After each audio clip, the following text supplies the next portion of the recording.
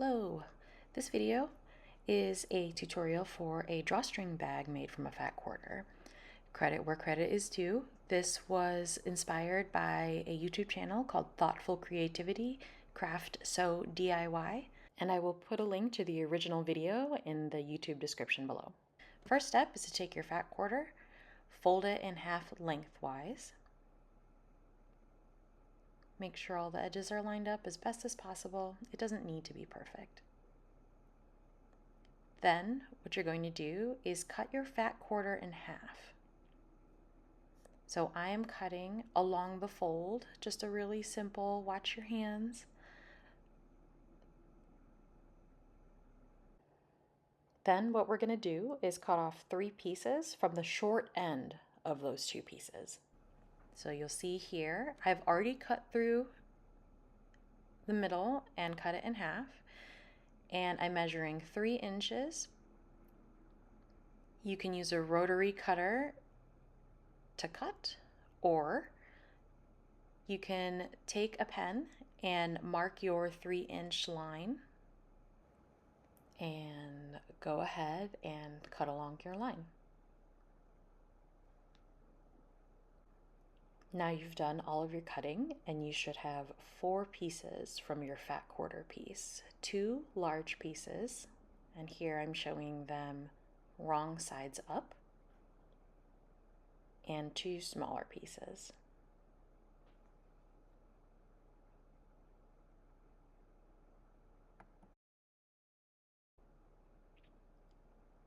Take your smaller pieces and put them down wrong side up. Do a single fold of 3/8 of an inch or 1 centimeter on the short end and press. You'll do this for each of the short edges of the smaller pieces that you are working with. So about 1 centimeter,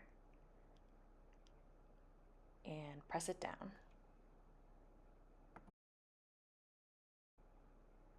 Now your smaller pieces will have a 3/8 of an inch single fold on each side for all 4. Time to take your pieces to the machine and sew a wide zigzag stitch. We're securing the folded edge down, and we're using a zigzag stitch so that it doesn't fray while we are working with it. So you'll see each side is zigzagged down. You're going to take these 2 pieces, fold them down wrong sides facing in half, and give it a good press. Do this for both pieces.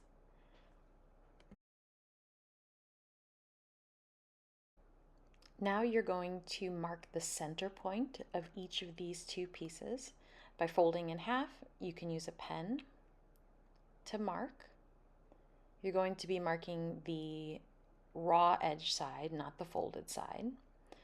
Alternatively, you could, instead of marking it, fold it in half and snip a really small notch down the middle so you can see it.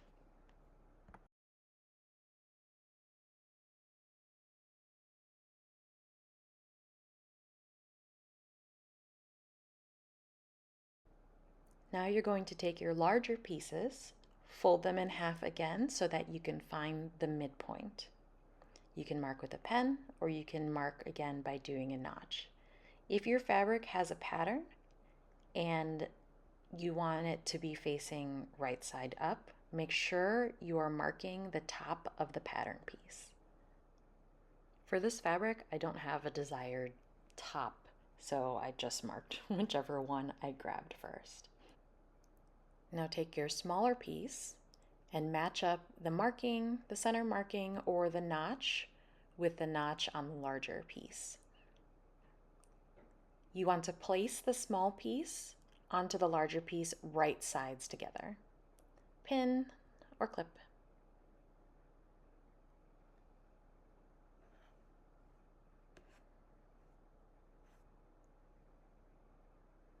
Now take it to your sewing machine and sew a 3/4 inch or 1 centimeter straight stitch all the way across, securing the small piece to the larger piece.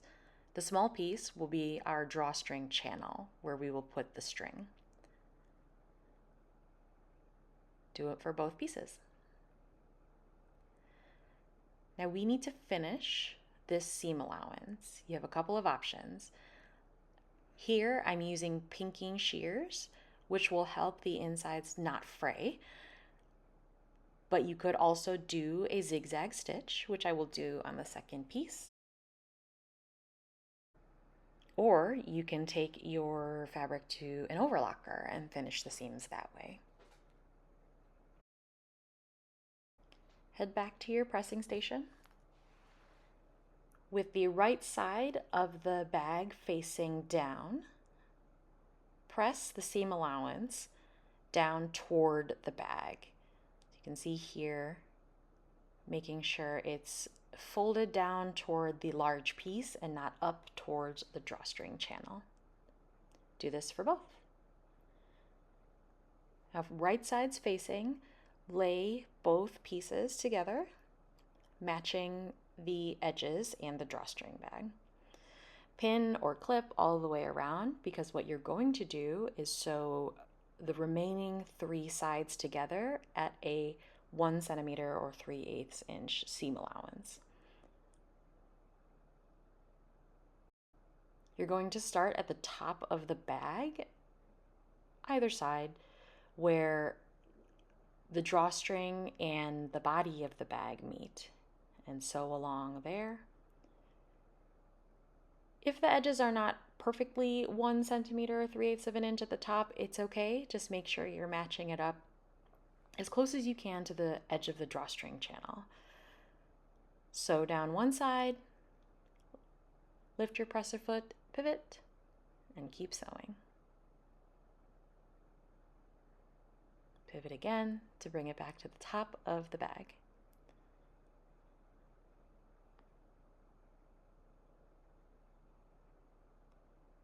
Now we have the 3 sides sewn together, and we need to finish the seam allowances here.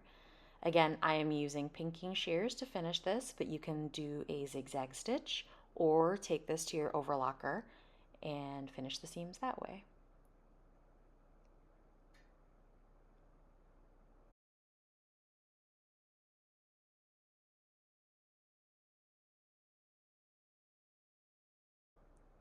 Now turn your bag inside out.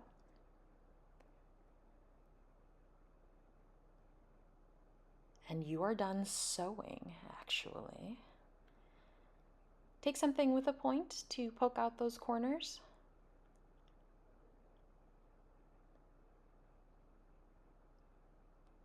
And then give your bag a nice press so that the seams lie flat.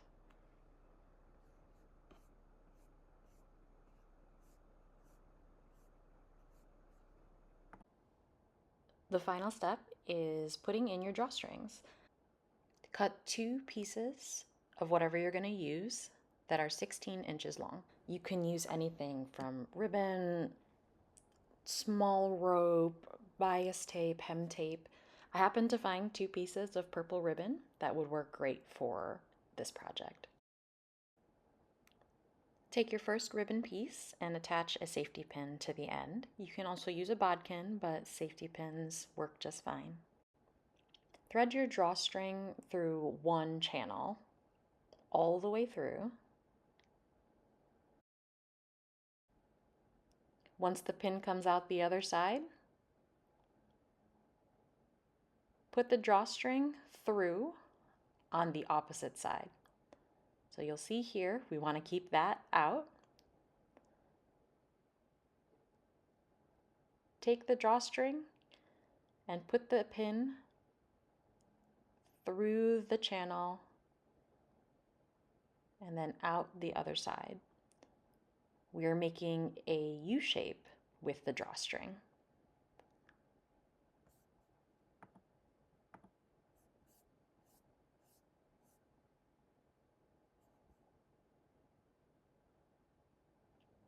If you're using something flat like I am, just check periodically that it's not twisted in the channel.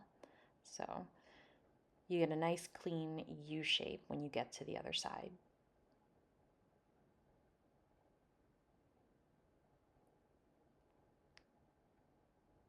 Once you come through, remove the pin, and you're just going to tie these ends together in a knot to make sure that it doesn't get pulled through the other side. Do a double check if you have something flat to make sure it's not twisted inside the channel. It's pretty easy to just untwist it like that. And go ahead and tie these two ends together. Pull it nice and tight. This is one of your drawstring pieces. And you could just leave it at this, but for a more traditional two-stringed drawstring, we're going to add another one. For your second piece, put that safety pin in, but start threading through on the side, the opposite side that you started before. So at the U-shaped bend for your first drawstring, start there. Do the same thing, thread it all the way through, make a U-turn, and come back out the other side. So you can see the curve is there of the original drawstring. Make a knot so that it doesn't get lost in there, tie it tight, pull it tight.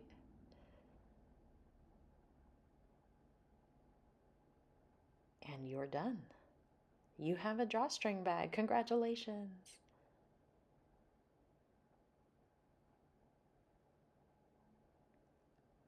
This drawstring bag was made from a single fat quarter, but after you get used to it, you can see how you could take really any rectangle and mix and match fabrics and do whatever size you need. Make it smaller, make it bigger. I have looked for drawstring bag tutorials in the past, and it seems like it should be simple to make, but I have found that a lot of different methods are difficult.